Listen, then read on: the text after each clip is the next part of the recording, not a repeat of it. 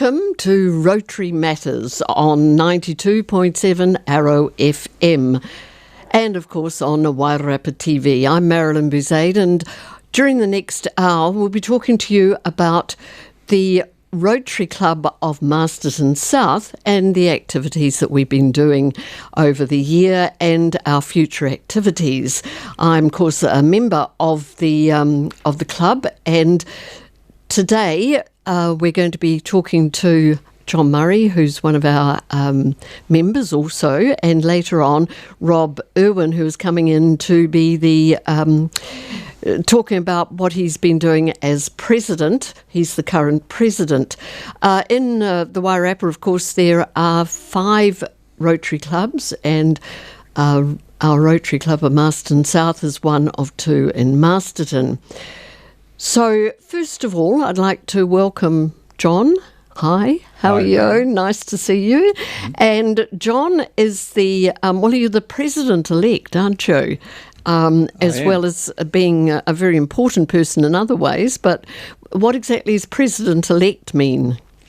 Basically, it means that I'm lined up to become president in the next financial or the next Rotary year, which starts in June 2021.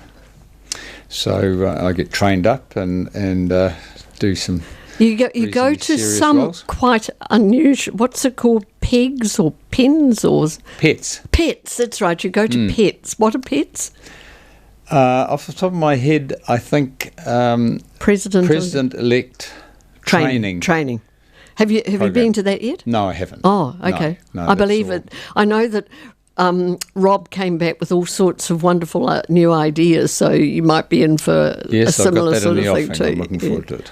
Yeah. Anyway, today what we're actually talking about is the car boot market. Now, car boot is it's an unusual word in a way. So tell us a bit about the history of car boot and why we've got a car boot sale and why we now haven't got a car boot sale, but we've got a car boot style market. Right. Well, it dated right back. In fact, what we currently know as the car boot sale was originated by one of our members, I think John Bunny, along with some other Rotary members back 25 years ago in 1995. And they brought back an idea from England where people would gather in a car park or somewhere similar and basically just sell second-hand stuff, whether it be goods or vegetables or food or whatever. And from all accounts, it was an instant success and has been growing ever since. So it's been a primary means of Masterton South Rotary Club raising funds for the community ever since that time, and we run it on Sunday mornings from about 6:30 every Sunday, regardless of weather, rain, hail or shine. And how do you make the money from? I mean, people sell things for themselves.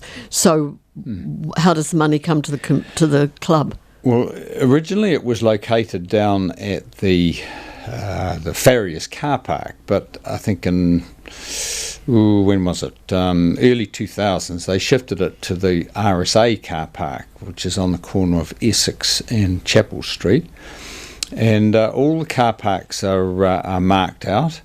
And we charge $7 per car park for a stallholder to just operate out of that car park. And that is very easy to follow, and people are happy to pay their $7 and take their chances on what they'd sell. We do have an anchor stallholder, the folk from Levin, who they operate the veggie shop. And that's always a big draw card. It is a big draw card. The other week when I went past and it was a terrible day. Yeah. I think that was about the only one that was left there by about 11 o'clock in the morning because it was just so bad, wasn't it? Yeah. Yeah, well, they're very, very loyal store holders. They leave Levin about 3 o'clock in the morning on a Sunday morning. Yeah. And they're always there before 6:30, and they set up, and their vegetables are incredibly fresh and very good value. So we now have them in the middle of the car park, and then we have various other store holders set up around them, so it becomes quite a family sort of affair. Now, this year it hasn't been as good, has it? But is that basically because of COVID, or? Well, there's probably been a number of things that have worked on the success or otherwise of Car Boot, and COVID was certainly one thing, but then every winter we see a bit of a downturn. But COVID caused us to shut completely through that lockdown level 4 period. So since then we have struggled to get it up and running, and we decided that we'd really need to give it a bit of a boost. So one of the initiatives is to move away from the name Car Boot, and we've renamed it the Rotary Sunday Market. And so henceforth it'll be known as the Sunday Market, which hopefully everybody's got to try and remember. Yes, people are still talking about Car Boot, aren't they? Yeah. So Car Boot is banished as a term from now on, and it's the Rotary Sunday Market, and we have a new sign up there on the corner of Essex and Chapel Street with Rotary Sunday. And do you think that's because it's developed into something a bit more upmarket than a car, the back of a car? I think it has. We have a lot of very loyal store holders who come week after week after week, and they sell a lot of stuff which either they make themselves or they have collected from various activities they do. And it is more than just opening up your boot and selling what you happen to have as a second-hand stuff. So we thought it deserved a slightly higher brand name. Yes, I've been reading a lot in some of the Rotary bulletins and things that come out about how you have to have these days a brand. Don't you? Got to have a brand name. Yeah. And we think that's going to work better for us than the old Car Boots are. And so are you looking for more variety in the produce, the things that are sold? How are you going to attract people into that? Well, we are looking for a greater variety and perhaps, if possible, better quality stalls, so there's something for people to come and find some real treasures at the market. One way we have tried to sort of rattle the cage a wee bit is three Sundays ago we gave people a free stall or car park. And we advertised that, and we got quite a lot of new potential new stall holders through that. And the following week, if I remember, a lot of those people came back, didn't they? Yes. Yeah, because it was really good, yes. And a number of them have said, look, we're very happy with this, and we'll come back a number of times before Christmas. And so we are getting into the busy period now, so we're just hoping those numbers How can you attract people? I know that we had an article in midweek, but there is a Facebook page, isn't there? Or Yes, we have a Marston South Rotary Sunday Market Facebook page, which Phil Sutherland, my offsider who looks after the Car Boot.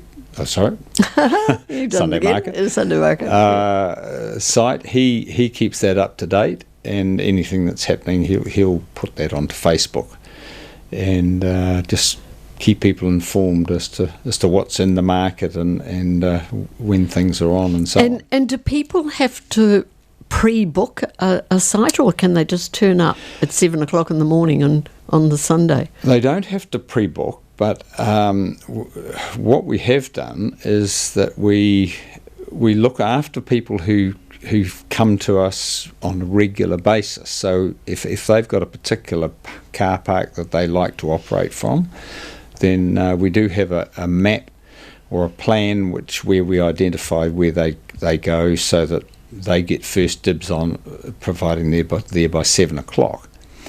Otherwise, it's a free for all. Yeah. And how many car parks can you hold? Oh gosh, I think it's something around 60 or 70. Oh, car parks. So there's quite a few car parks there. Yeah. And eight of the car parks are taken up by the veggie truck. Mm-hmm. And just recently we've been able to attract a lady who comes along with a coffee cart. Oh, lovely. Yeah.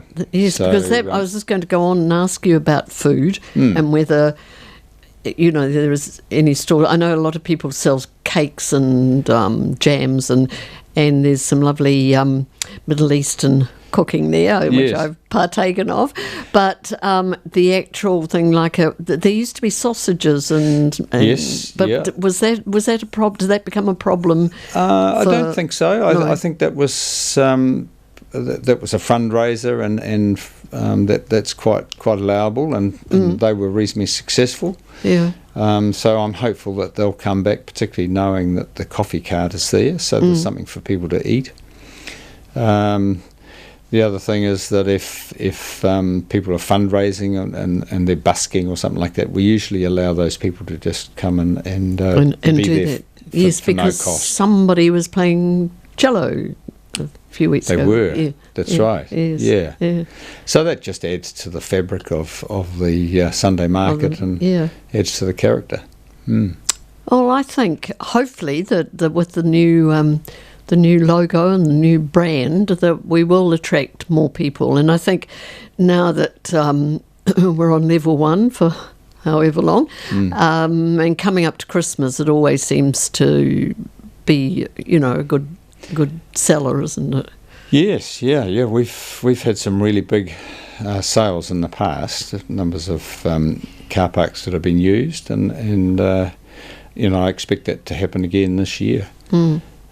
So, there's some people have suggested that there's more activity online, but I think people like to come out and physically look at what they're buying and well, you can always have a rummage around, can't you? That's right, and they enjoy the social interaction, and you talk about why people come to markets, and it's the social thing seems to be quite important for them. Yes, and so there's scope for lots of people who are crafty, and I think really with the the craft things is really good, isn't it? When get people who are into that sort of thing is absolutely great. Yeah, and especially before Christmas, people are looking for sort of one-off type presents, and there's some amazing stuff that's being produced and sold.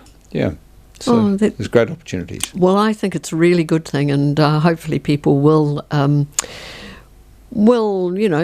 as they drive past, instead of driving past, will stop and potter around and have a look, and amazing who you meet there. Yes. Right, well, I think we might just have a little bit of a break, a music break, and the music that I've chosen it's Burt Bacharach, and it's Planes and Boats and Planes, but possibly because at the moment we're not on many planes, or it might be on trains, not many planes and boats and trains, so let's have a listen to a bit of that.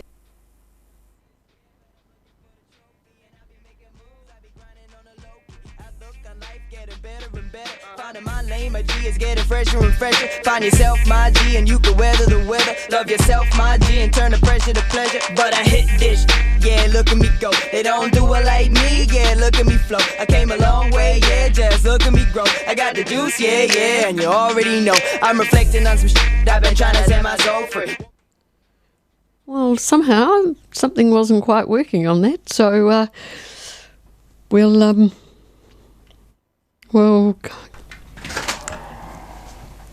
We'll come back to that in a moment, but I did press the right button, I think. Sorry. You've double pressed it. Let's just press it again. Go back to the start of the track. Hello, this is Michael here. Oh, hello, Michael. You want this to be pressed? Yes. Right, then.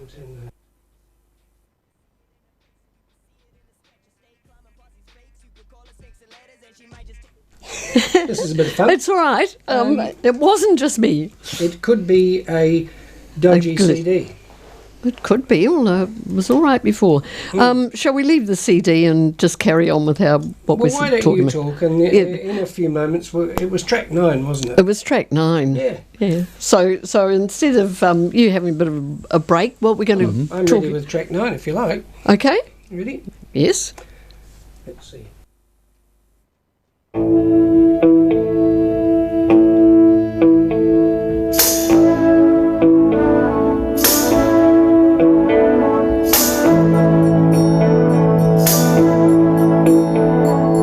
Trains and boats and planes are passing by.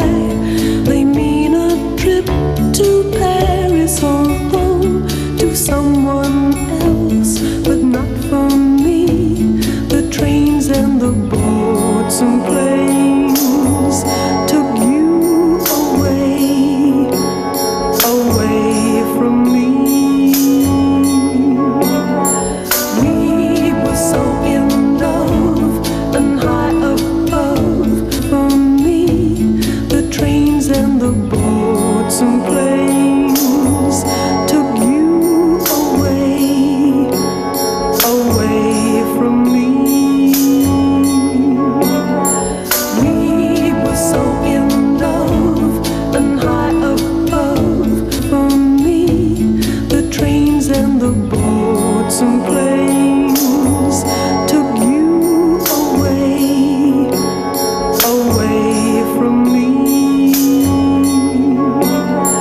We were so in love and high above. For me, the trains and the boats and planes took you away, away from me.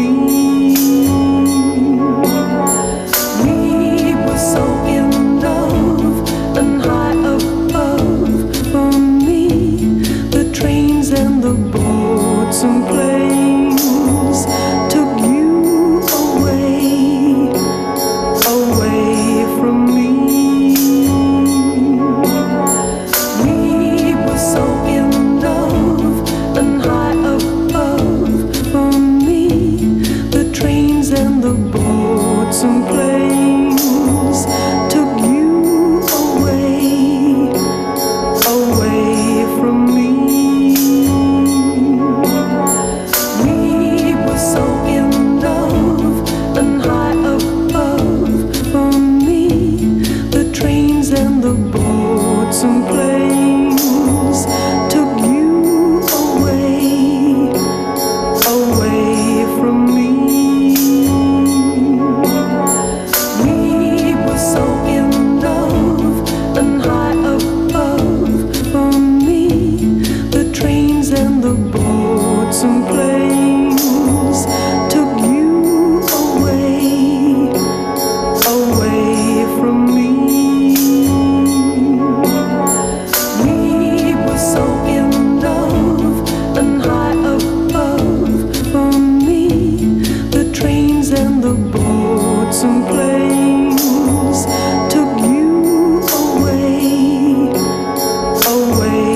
from me. We were so in love and high above. For me, the trains and the boats and planes took you away, away from me. We were so in love and high above. For me, the trains and the boats and planes took you away, away from me. We were so in love and high above. For me,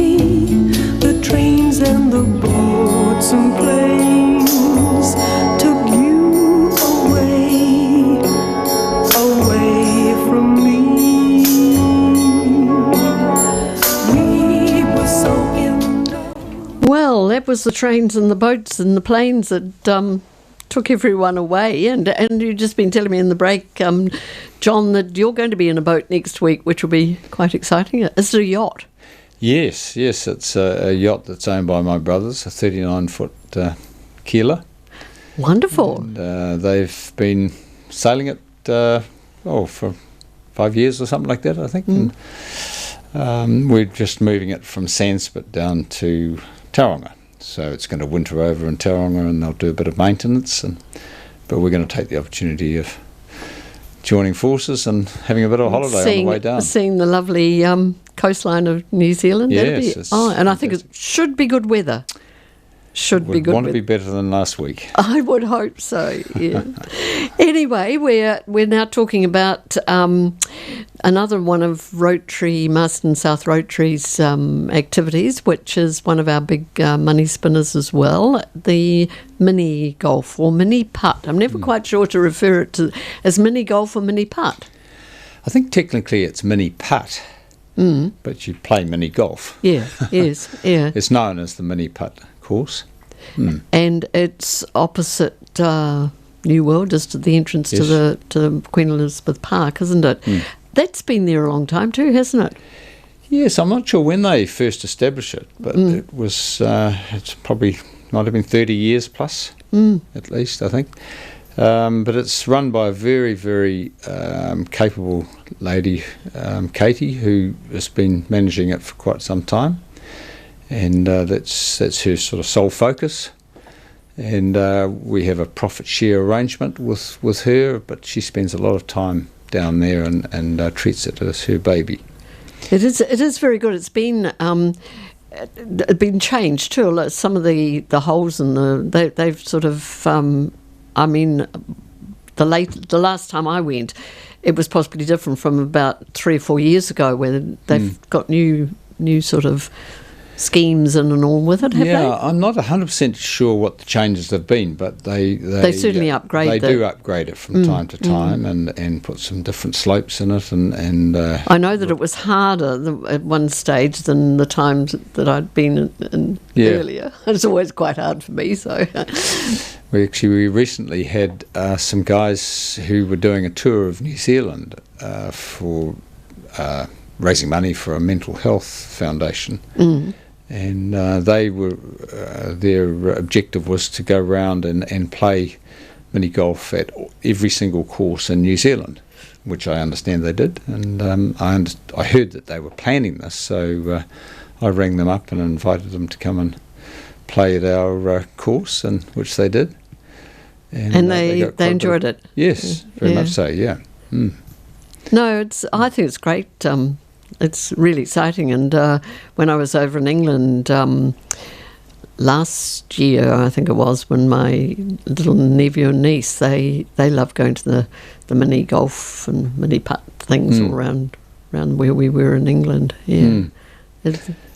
We need to upgrade the felt matting from time to time. It gets a fair bit of use, so that's our next focus, is to upgrade that. And also, just recently, over the last couple of weeks or so, there's been a working party from the club. And what have they been doing there? I think what they've been doing is clearing some of the trees that were established some years ago, and they've become sort of too dominant, and they drop a lot of material onto the course, which causes Katie to have to sweep all that up every day. So I think they've taken a few of those out, and they're letting smaller, shorter shrubby trees come up in their place, and they're likely to be less of a nuisance from the point of view of dropping material on the course. Because I believe they were planting some small things, weren't they? Yes, I think they are going to plant several dozen natives, grasses and calyxes and that sort of thing. Yeah, so it's an attractive little spot. And as well as the golf, there's a bicycle for hire, or bicycles for hire. Yes, I think they've got about half a dozen. That should appeal to you as a bikie. Yeah. Half a dozen bikes that people can hire and just use casually around town and go and look at some of the sites of Masterton. I'm not sure what the hireage is, but it's relatively inexpensive, and they're good bikes, well maintained. And both the mini putt and the market, over the last few years, have really provided a lot of money into the community, haven't they? They have. Hundreds of thousands of dollars, in fact, over the last 10 or 15 years. I can't quote off the top of my head exactly how many, but every single cent of that money has gone back into the community in one form or another. Yes, yeah. So, that's the Rotary motto is to use these funds for the good of the community. Yeah, yeah. And next to that, there's the Kids Own Playground, which Rotary's had input into as well. And you were very busy doing some organisation with the maintenance of the, what do you call it? It's the fencing, isn't it? Yes, yeah. Well, the Kids Own Playground was established back in the year 2000, I think it was, 1999-2000. And it was imported into New Zealand from America, the concept of it was. And it was the result of a huge community effort, and they put the Kids Own Playground together in about a week, I think. A tremendous amount of prior planning, of course, but it was a massive effort. And so we've taken responsibility since then to maintain the Kids Own Playground, and so about every sort of 5 years or so we've restained all the wood, all the timber, and I think because of that regular maintenance, it's lasted remarkably well. In fact, I think technically it should have passed its use-by date by now. So, but it is still very much usable, and there's a few things that we're working on now, like hollow posts and making them waterproof. But I think what was fascinating, because I fronted up to do some of that staining, and with the names, because everyone who has contributed in some way has got a post with their name on. They have. And it's such a variety of people. I just couldn't believe it when I was doing it. Yeah. Yep. Whole families, they would buy a fence paling and one for each family member, and so they raised a massive amount of money at that time, and those names are still etched in the fences. Yes, yeah. Are you able still to get any more of those, or are people able to invest in that? I'm not sure. We don't have a particular program for that at the moment. But if somebody's willing to make a donation towards Kids Own Playground, that would be very much appreciated. What we are thinking about is, given the fact that the Kids Own Playground is over 20 years old now, we are thinking that in the next, say, 10 years, it is going to need to be replaced. So we've actually put it to the council that they start planning the next iteration of Kids Own Playgrounds. And an idea I put forward was that we, as a town, consider something along the lines of the Margaret Mahi playground in Christchurch. Oh, tell me about that. I haven't been. I haven't seen it. Yeah, well, kids are the ones who would comment on it. Yes. They just love it, and it's a really varied playground and top quality items of things that they can play on, and swings and tunnels and hills and. How big is it? Is it a big area? It's quite large, probably on a similar, probably larger than would cover a larger area than our Kids Own Playground.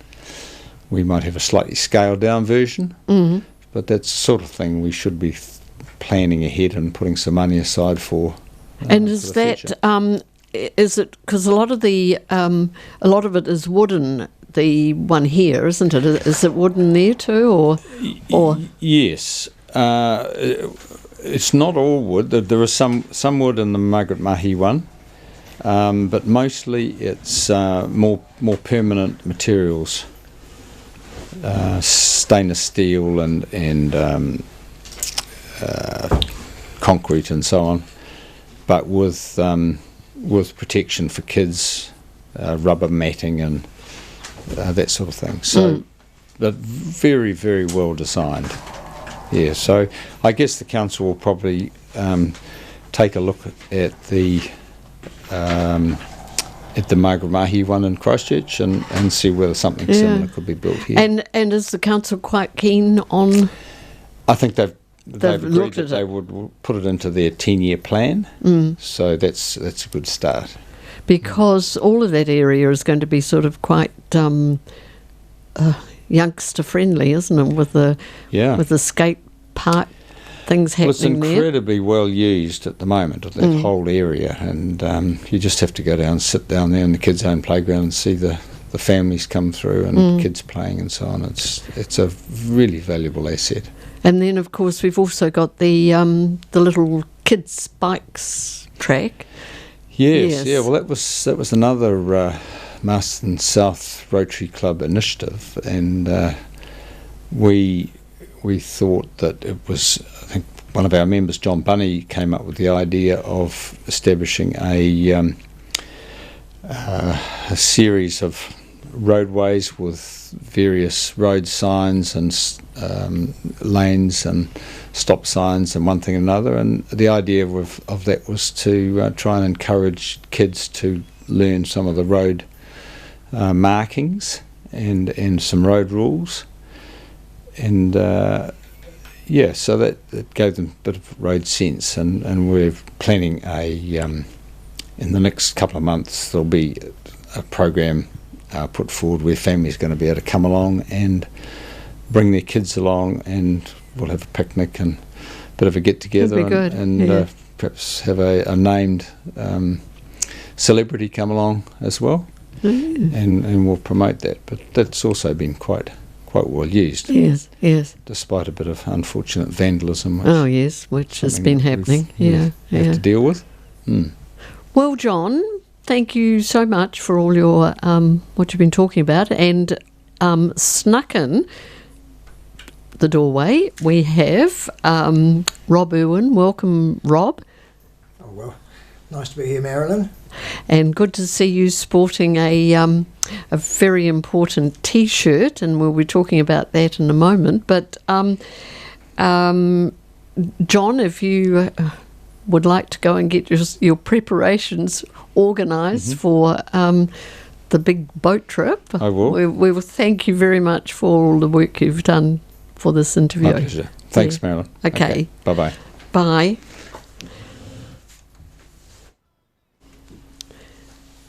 And Rob, welcome. So Rob is our president, and I think the last time that you spoke on the radio here was not long after you had been inducted as the new president for Marston South Rotary. Yes, that's quite right. Yes, we had a pleasant afternoon talking about Rotary Matters. And and you are now the you've been in the job for a while now, not that long, but a while. But unfortunately, of course, we've had COVID has intervened. So, Yes. How did that affect things? Well, luckily not too bad. When I became president, I think we'd pretty much started back at our normal venue at the Marston Club, having our meetings on a Tuesday evening at 5:30 for a meal at 6, and the main change was that instead of being able to go up to a buffet type meal and get our own food, the food was plated and brought out to each table, and we had some waitresses within our Rotary Club who kindly went and got drinks for us. Of course, we had to pay for them. Yes. So that was the main difference. We're still able to meet together and socialise as a Rotary Club when I took over. Yes, so that's good. Have you have you noticed that that the numbers have dropped off a little bit, or I mean, were people worried about that or not? Not Yeah. really, or Well, at the end of 2000, well, the Rotary year changes on the 1st of July, and we have to put in a membership list to Rotary International so that they know how many members we've got. And there were about 3 people who pulled out about the end of July. So that was a wee bit of a blow. However, we're looking forward to inducting. Yes. you made that mistake the other night. It's not an inducement; it's an induction, isn't it? Yes. Yeah, we're looking at inducting 3 new members, and 3 of them are youngish, like in their 40s.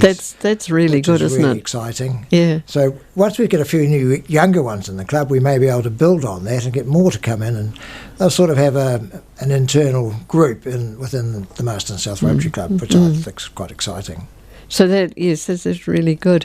Now, you are coming to talk to us particularly today about a train journey, and you are looking extremely flash with your end polio. Can we just put, yes, there we go, end polio now. Now, I know that polio, and I've actually been reading quite a bit in the Rotary Down Under magazine about, now polio was one of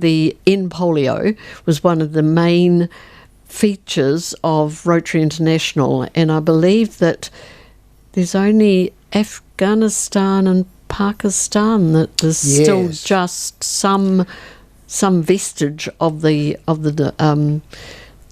disease, but pretty well everywhere in the world it's been eradicated. This is right. It's been a very successful program, and I think a lot of the benefit, a lot of the thanks has to go to the Bill and Melinda Gates Foundation, because they provided $2 for every dollar that was raised to help terminate polio. Polio was targeted as a viral disease that could be eliminated. So once 3 years have passed, it will then, and there's no new cases be able to be said that, just like smallpox, it was totally got rid of. Some great news came out of Africa this year. Yes, I read about that. It was called Wild Yes. Africa, or Wild. There was no wild polio. Wild polio. Polio within the in that area. In the community. What did it mean? Because I was reading and I didn't know what. There was any tame polio. No, why was it called wild polio? I think it's wild because it's in that region, in that area. Oh, So okay. It's not linked to the others, like the polio that's in the remnants. There's quite a bit still in Afghanistan and Pakistan. Yeah. And would that be? And the trouble is, of course, that a lot of those people are refugees now, and possibly taking it with them. Yes, Pakistan and Afghanistan are very interesting because basically there's no border. They just move between one and the other easily without, and so to try and control that is tricky, and it's in a war zone, so there's all that problem with the fact of conflict between Pakistan, within Afghanistan, particularly Taliban present, and there was a lot of concern about health workers going in and looking for the. Oh, looking for where it was. Laden, yes. Under the disguise of giving polio vaccines. That was a very negative step for eradicating polio. Yeah.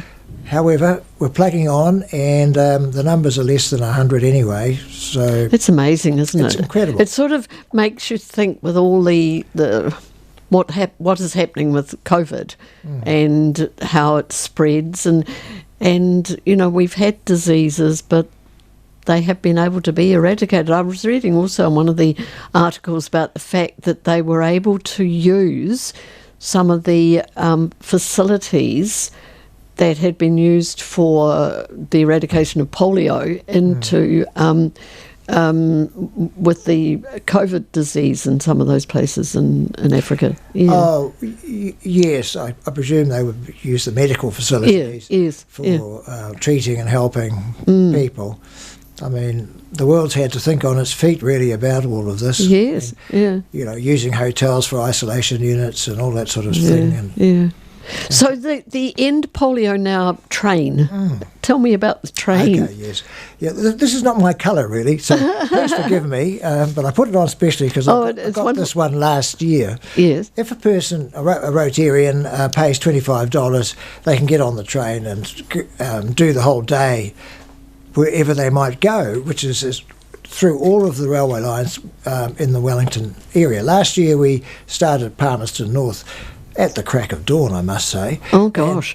Got down to Wellington, and then from Wellington we went out on all the various branch lines to cover all of the regions that the Wellington rail system goes to, which included going up to the Hutt to Melling and back, and out to Kapiti Coast and back, and all of that. Yeah. And then at the end of the day we got on the train and headed back to Masterton. So what were you doing on the train? I mean, what was the purpose of going to those places on the train? Well, doing a lot of chatting, but no, they're very, very visible. I think the trains will keep a carriage for us, so all of these red shirts will be in the carriage. We do have collection buckets, which we go out onto the platforms, and a lot of the Rotary clubs at the various stations will be on the platform, and they will already have been collecting money from those who come into the, who commute on the train, and so that money's passed over to the ones on the train. And at Wellington Station, they had a sausage sizzle and other means of fundraising at the station, because that was the hub where you came and went. So that was how it was last year. This year it's going to be a bit different. It's going to happen on the 23rd of October, which is World Polio Day. That's right, yes. And it's a Friday. Yeah. So here in Masterton, I'm going to get on the train with others from our club and others from other clubs and travel down to Wellington. And from Wellington then we do the usual thing, going out to various other stations and back again. And is that organised by...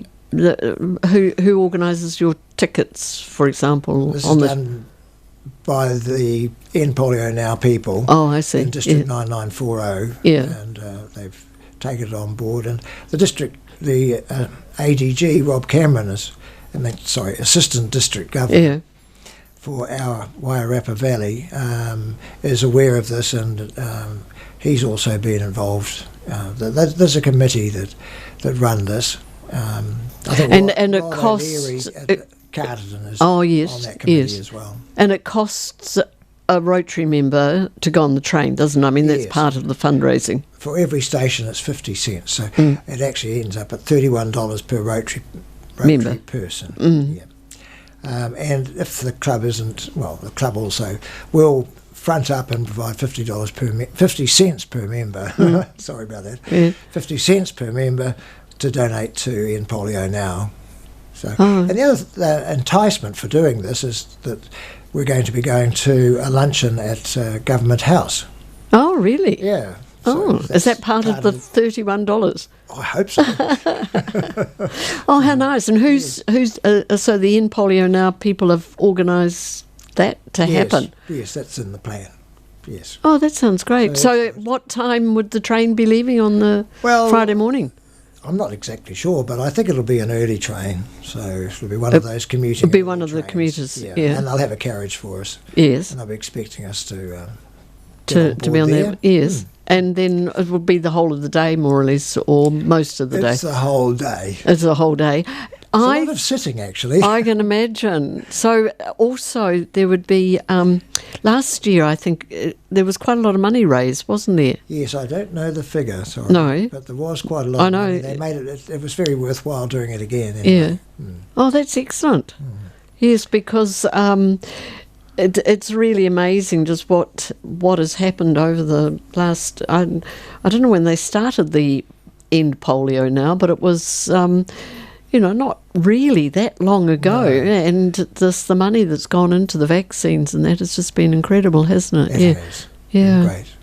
Yeah, so it's the vaccines are easy because it's just a drop that the baby would take on board, and it's just a matter of getting it to the baby. Yes. That's been the difficulty. Yes. To be able to get into tricky zones, to be able To do that. know that you've covered every baby. Yeah. Yeah. Also, Rob, you've know something about... See, there's two things, isn't there, next year? There's the 100 years of Rotary International. Would you believe that Yes. they've been going for 100 years? Yes. But also, the Wairarapa is going to be the host for District 9940 conference. Yes. So... I don't think that's been here for a number of years, has it? And I think Alistair Osborne, when he was DG, he probably had it. And was Carterton member. Yes. So this year, tell us all about How did it. that happen? Oh, well, it just so happens that Gillian Jones, our DG this year, lives in Greytown. Oh, and I she's see. a member of the Wellington Club. So rather than having the function in Wellington, she thought she'd have it in the Wairarapa. And it's planned for the 19th, 20th and 21st of March next year, and it's going to be held at the Carterton Event Centre. Oh, okay, yeah. And there's going to be, on the Friday the 19th, there will be a pre-meeting at Cobblestone, so the people who come will be able to appreciate what Cobblestones is all about in Greytown.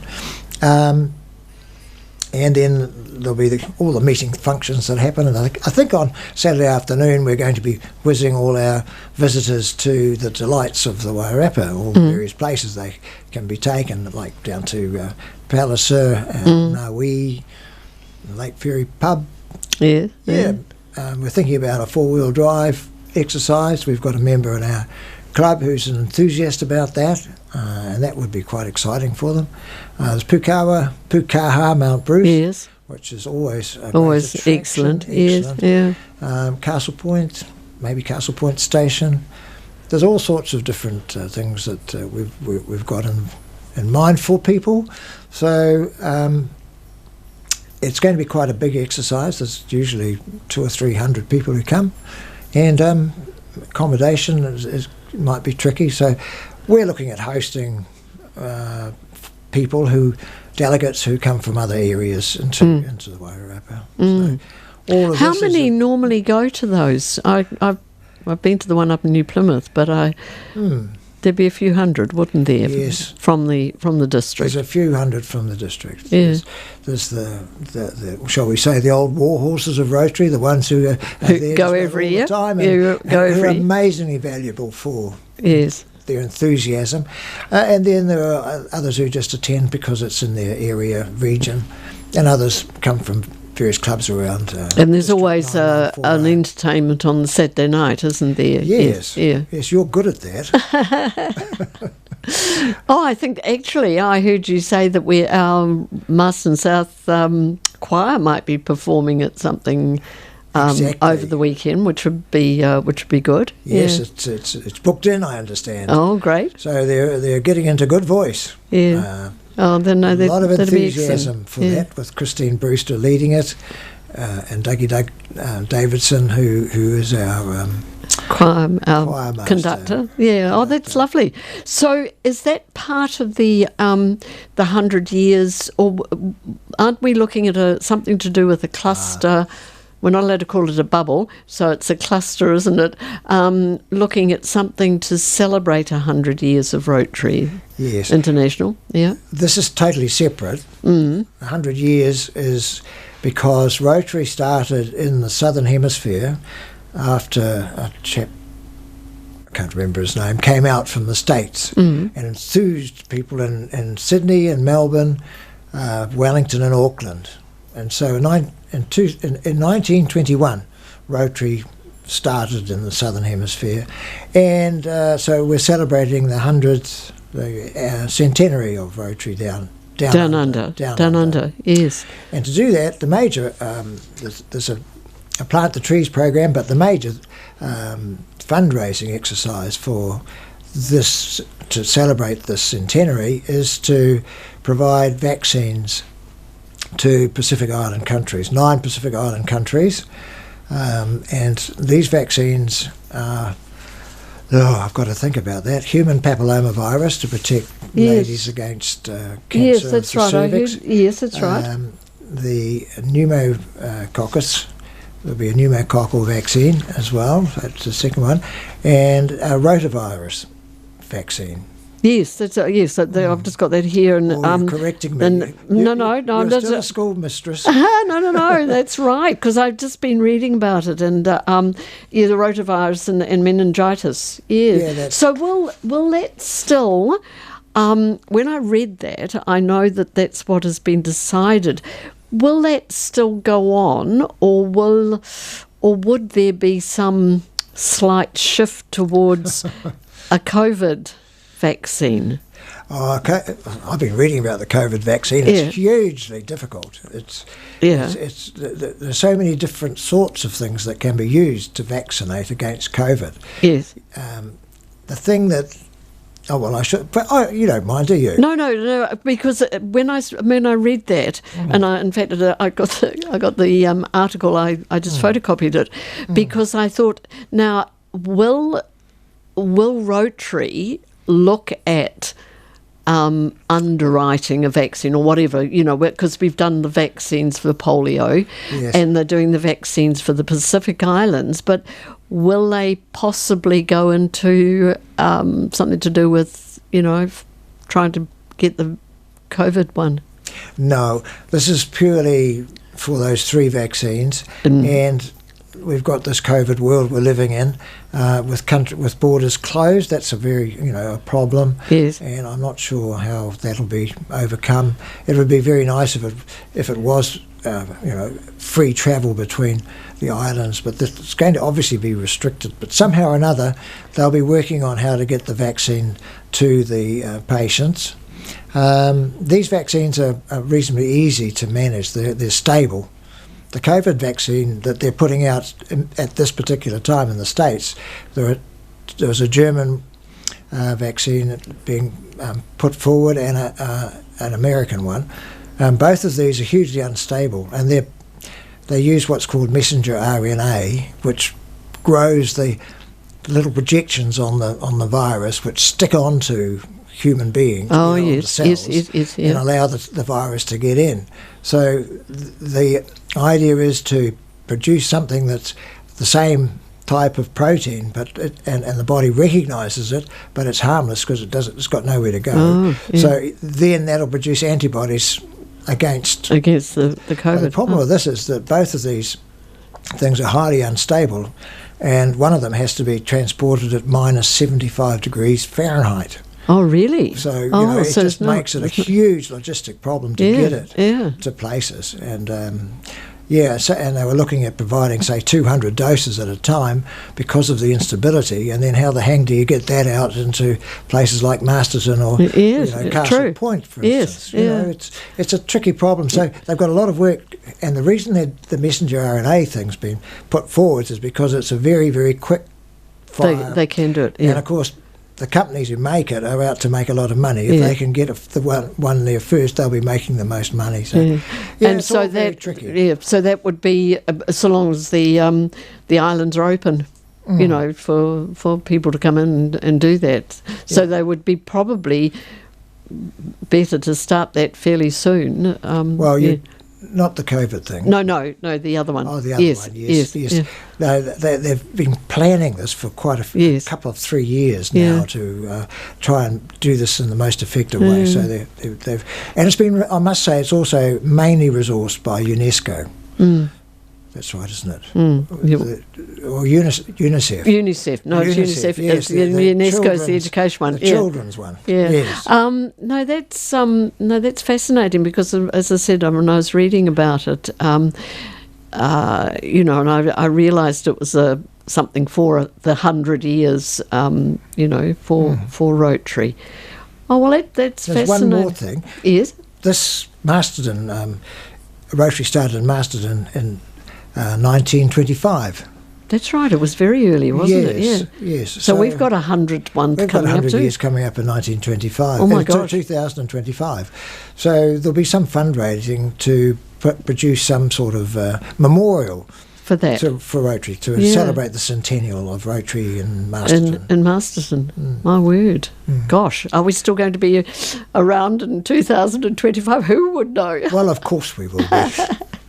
Anyway, just to sort of wrap things up a little bit, you've had a few months in your as president, which hasn't been easy for you, because, just talking about international things, even the international committee has sort of found it difficult to do the international things that they normally do in the Pacific.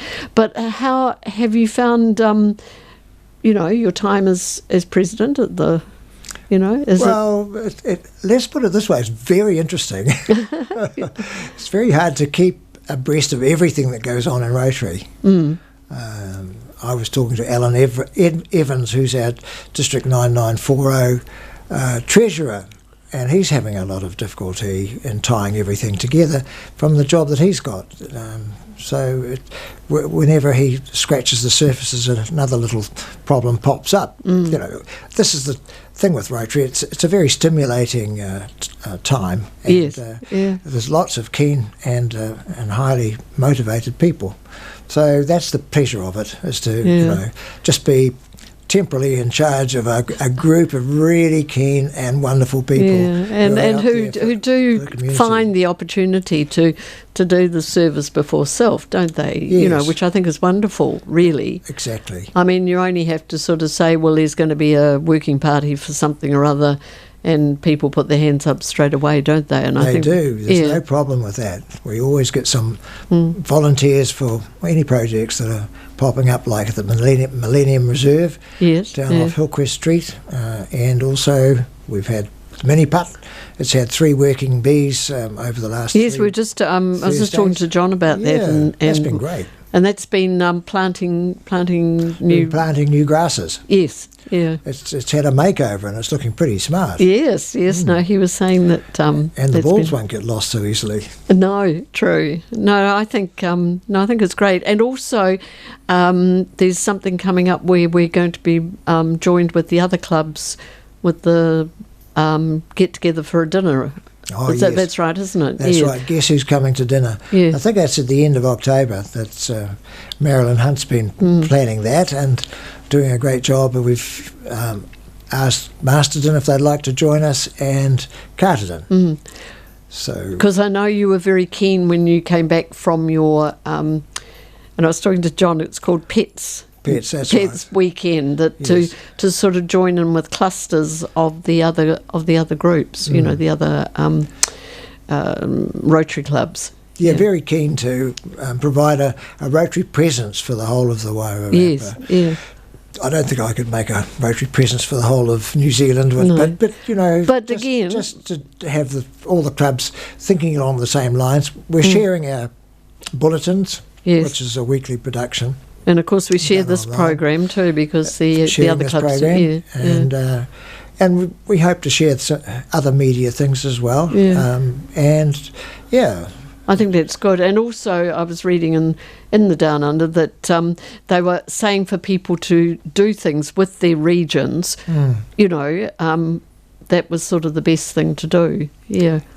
Exactly right. Anyway, Rob, thank you once again for coming in and sharing your knowledge and being part of this. And just to remind everybody that Rotary Matters is on the first Friday of the month, and then this program will be repeated on the first Saturday of the month. So I'm Marilyn Donna, and I've had a very entertaining and informative afternoon with my 2 guests, John Murray and Rob Irwin. So thank you very much. Thank you, Marilyn.